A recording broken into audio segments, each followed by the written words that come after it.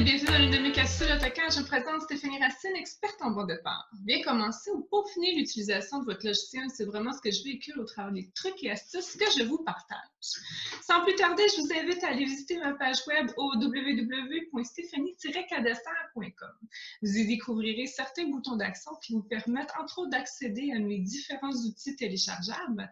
Également, mon défi 5 jours qui fait partie de mon école en ligne.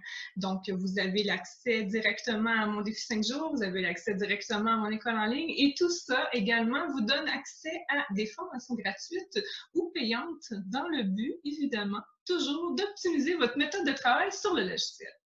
Alors aujourd'hui, de quoi on va parler? On va parler d'une boîte de dialogue, de gestion de vos variables de système qui peuvent être changeantes. Donc, on parle ici du System Variable Monitor. C'est une petite boîte de dialogue qui vous permet la gestion de ces variables-là.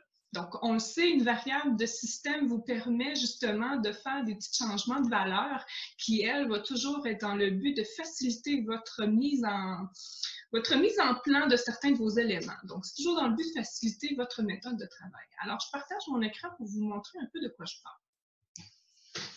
Donc, les variables de système, je le dis toujours, il faut les imbriquer dans votre template. Le template est vraiment un outil incontournable dans AutoCAD. Il faut toujours dessiner à partir d'un template, d'un gabarit que vous avez monté. Dans le gabarit, évidemment, comme je le mentionne encore une fois, les variables de système sont déjà intégrées. Ce à quoi sert le System Variable Monitor, c'est vraiment de vous donner un petit warning qui vous indique « Ah, attends un petit peu, il y a une petite variable de système qui a changé. » Comme par exemple le file DIA qui lui permet entre autres d'afficher vos boîtes de dialogue quand vous allez créer une commande quelconque ou une ouverture de dessin, puis que là, la boîte de dialogue tout d'un coup n'affiche plus, c'est le file DIA. C'est la variable de système file DIA qui fait ça. Donc là, si jamais elle est changée pour raison X, le petit System Variable, et j'attire votre attention dans la barre d'état ici en bas, qui est juste ici, il va vous faire une bulle d'information qui vous dit « Wow, attends un peu, là, ton variable système FileDia vient de changer. » Fait que lui, c'est vraiment la police des variables de système. Donc, si on appuie dessus, vous allez voir une petite boîte de dialogue qui s'affiche.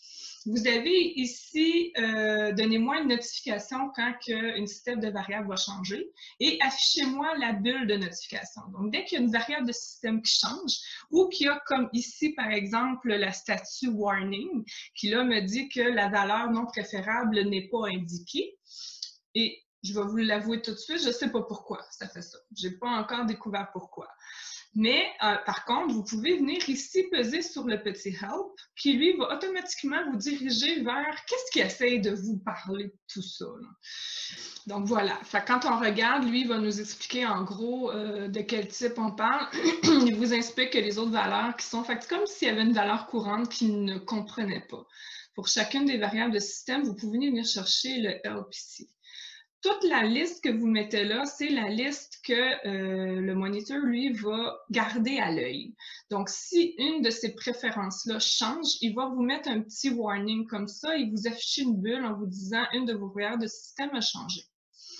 Donc, c'est sûr que plus vous en avez, plus il se peut que vous ayez régulièrement, et encore une fois, régulièrement est un bien grand mot, la petite bulle de notification qui vous avise.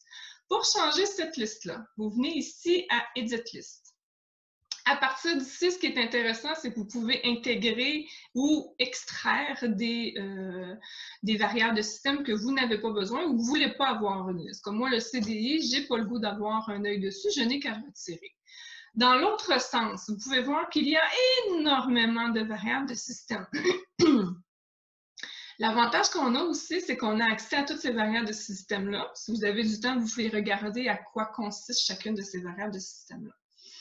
Moi, celle que je privilégie est vraiment ceux qui peuvent imposer un layer à une commande. Comme dans cette situation-ci, le dim layer a été mis comme variable de préférence, si je reviens en arrière, à 0 dim. Donc, dès que je vais créer une dimension, il va se mettre automatiquement sur la couche 0 dim. Pour ça, il faut changer la variable de système. Donc, si on revient dans le Edit List, ce qui est intéressant, c'est qu'on peut faire une petite recherche de layer. Donc, toutes les variables qui sont associées au layer. Donc, ici, vous voyez qu'il y en a plusieurs. Par contre, les variables qui nous permettent d'imposer un layer lors d'une mise en place d'une commande, c'est ceux où est-ce que la commande figure, comme le HP layer ici, ou le dim que j'avais tantôt ici, avant le mot layer. Donc, ici, si je regarde la liste, on a le texte layer. Donc, je pourrais juste l'ajouter, faire un OK. Ici, moi, j'avais déjà mis le text layer avec une certaine valeur. Donc, dès que je crée un texte, cette valeur-là va tomber automatiquement sur le zéro texte.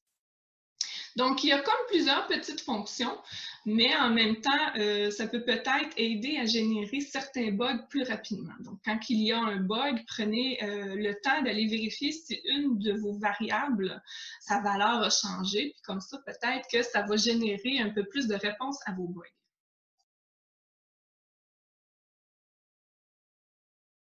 Alors voilà, c'est ce qui fait le tour de ma capsule. Beaucoup d'explications, mais quand même des petites choses qui peuvent faciliter, encore une fois, la gestion de vos bugs, de vos variables et de tout plein de choses dans AutoCAD. Donc sur ce, je vous dis à une prochaine capsule.